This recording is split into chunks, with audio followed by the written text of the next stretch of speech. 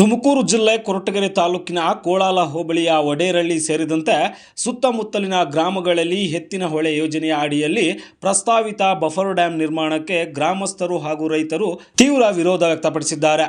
ಅಭಿವೃದ್ಧಿ ಹೆಸರಿನಲ್ಲಿ ರೈತರ ಕೃಷಿ ಭೂಮಿಗಳು, ಅರಣ್ಯ ಪ್ರದೇಶಗಳು ಹಾಗೂ ಗ್ರಾಮಗಳ ಅಸ್ತಿತ್ವವನ್ನೇ ಅಪಾಯಕ್ಕೆ ತಳ್ಳುವ ರೀತಿಯಲ್ಲಿ ಸರ್ಕಾರ ಯೋಜನೆ ರೂಪಿಸಿದೆ ಎಂದು ಗ್ರಾಮಸ್ಥರು ಆರೋಪಿಸಿದ್ದಾರೆ. ಸಾರ್ವಜನಿಕರ ಅಭಿಪ್ರಾಯ ಕೇಳದೆ ಯೋಜನೆಯ ನಿಜವಾದ ಪರಿಣಾಮಗಳನ್ನು ಜನರಿಂದ ಮುಚ್ಚಿಟ್ಟು ಬಫರ್ ಡ್ಯಾಂ ನಿರ್ಮಾಣಕ್ಕೆ ಮುಂದಾಗಿರುವುದು ಸ್ಥಳೀಯರ ಆಕ್ರೋಶಕ್ಕೆ ಕಾರಣವಾಗಿದೆ.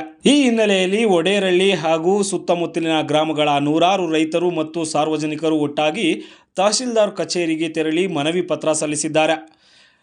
ಎತ್ತಿನ ಹೊಳೆ ಯೋಜನೆಯ ಹೆಸರಿನಲ್ಲಿ ಸಾವಿರಾರು ಎಕರೆ ಕೃಷಿ ಭೂಮಿ ಮುಳುಗಡೆಯಾಗುವ ಸಾಧ್ಯತೆ ಇದೆ ಎಂದು ಆತಂಕ ವ್ಯಕ್ತಪಡಿಸಿರುವ ರೈತರು ಅರಣ್ಯ ಪ್ರದೇಶಗಳಿಗೂ ಹಾನಿಯಾಗಲಿದೆ ಎಂದು ಆರೋಪಿಸಿದ್ದಾರೆ. ಸರ್ಕಾರ ತಕ್ಷಣವೇ ಪ್ರಸ್ತಾವಿತ ಬಫರ್ ಡ್ಯಾಂ ಯೋಜನೆಯನ್ನು ರದ್ದುಪಡಿಸಬೇಕೆಂದು ಆಗ್ರಹಿಸಿದ್ದಾರೆ. ಗ್ರಾಮದ ರೈತರಾಗಿರ್ತೀವಿ. ನಮ್ಮ ಹೆಸರು ಕೆಂಪರಾಜು ವಿಎಲ್ ಅಂತೇಳಿ. ನಮ್ಮೂರಲ್ಲಿ ಎತ್ತಿನಹೊಳೆ ಡ್ಯಾಮ್ ಮಾಡೋದಕ್ಕೆ ಸರ್ಕಾರ ಮುಂದಾಗಿದೆ. ಇದು ತಾತ್ಕಾಲಿಕವಾಗಿ ಮುಂದಾಗಿರುವಂತಹ ಸರ್ಕಾರದ ಒಂದು ತೀರ್ಪು. ಇದು ಮೊದಲು ರೆಡಿಯಾಗಿದ್ದು ಬೈರ್ಗುಳ್ಳು ಜಲಾಶಯ ಅಂತೇಳಿ ಮಾಡಿದ್ರು. ಬೈರ್ಗುಳ್ಳು ದುರ್ಗದಳ್ಳಿ ಎಲ್ಲ ಆಯಿತು. ಈಗ ಬಂದು ಎಲ್ಲ ಬಿಟ್ಟು ನಮ್ಮೂರು ವಡೇರಳ್ಳಿ ಕುಗ್ರಾಮ, ಯಾರು ಮಾತಾಡೋರಿಲ್ಲ, ಒಬ್ಬ ರಾಜಕೀಯ ವ್ಯಕ್ತಿ ಸಪೋರ್ಟ್ ಇಲ್ಲ, ನಮ್ಮಲ್ಲಿ ಯಾವುದೇ ಅಫಿಷಿಯಲ್ಸ್ ಇಲ್ಲ, ಬಂದು ಈಗ ವಡೇರಳ್ಳಿಯಲ್ಲಿ ಡ್ಯಾಮ್ ಮಾಡ್ತೀವಿ ಅಂತ ಹೇಳ್ತಿದ್ದಾರೆ. ಈಗ ನಮ್ಮೂರಲ್ಲಿ 1.25 TMC ನೀರು ಮಾಡ್ತದ್ದು 24 TMC ನೀರು ತರ್ತೀವಿ ಅಂತ ಹೇಳಿದ್ರು.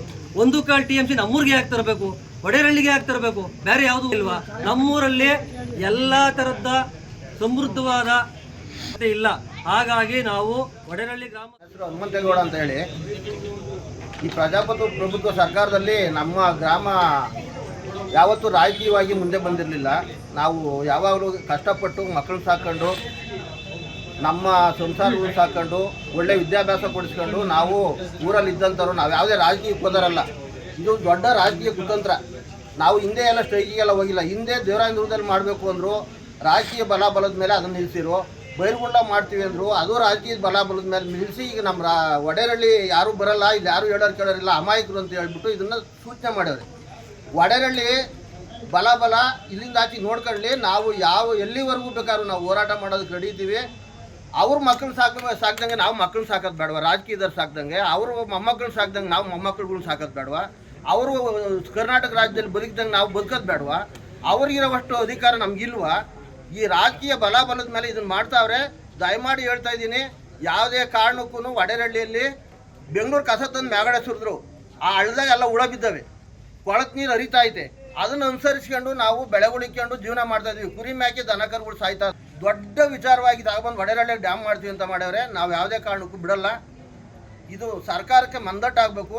ಇವರು ಸುಮ್ಮನೆ ಪ್ರಾಣ ಬಿಡ್ತೀವಿ ಅಂತ ಹೇಳಿ ಆಸೆ ಬೀಳ್ತಾರೆ, ಹಂಗೆ ಅಂತ. ಇದು ಅಲ್ಲ, ನಮ್ಮೂರಿಗೆ ಯೋಜನೆ ಒಂದು ಇಲ್ಲಿ ವಡೇರಳ್ಳಿಯಲ್ಲಿ ಡ್ಯಾಮ್ ಕಟ್ತಾ ಇರೋದೇ ಒಂದು ಅವೈಜ್ಞಾನಿಕ ತೀರ್ಪು. ಇದು ಅವೈಜ್ಞಾನಿಕ ಯೋಜನೆ. ಈಗ ಅವ್ರೇನು ಹೇಳ್ತಾರೆ, ಎತ್ತಿನ ಹೊಳೆ ಯೋಜನೆ ಇದು ಡ್ಯಾಮ್ ಕಟ್ಟಿದ್ರೆ ಕೊರಟಗೆರೆ ತಾಲೂಕಿಗೆ ನೀರಾವರಿ ಅನುಕೂಲ ಆಗ್ತದೆ ಅಂತ ಹೇಳ್ತಾರೆ.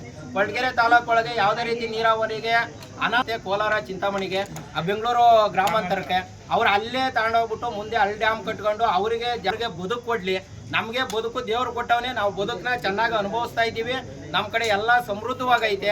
ಹಂಗಾಗಿ ಸಂಬಂಧಪಟ್ಟ ಅಧಿಕಾರಿಗಳನ್ನ ಕಳಿಸ್ಬಿಟ್ಟು ಇದಕ್ಕೆ ಸಂಬಂಧಪಟ್ಟಂಥ ಶಾಸಕರು ಮುಂದಿಂತ್ಕೊಂಡು ಇದನ್ನ ಇನ್ನೊಂದ್ಸಲ ಪರಿಶೀಲನೆ ಮಾಡಿ ಇದು ಮುಂದಕ್ಕೆ ಹಾಕಿದ್ರೆ ಭಾರಿ ಒಳ್ಳೇದು ಅಂತ ಹೇಳ್ಬಿಟ್ಟು ನಮ್ಮ ಅಭಿಪ್ರಾಯ.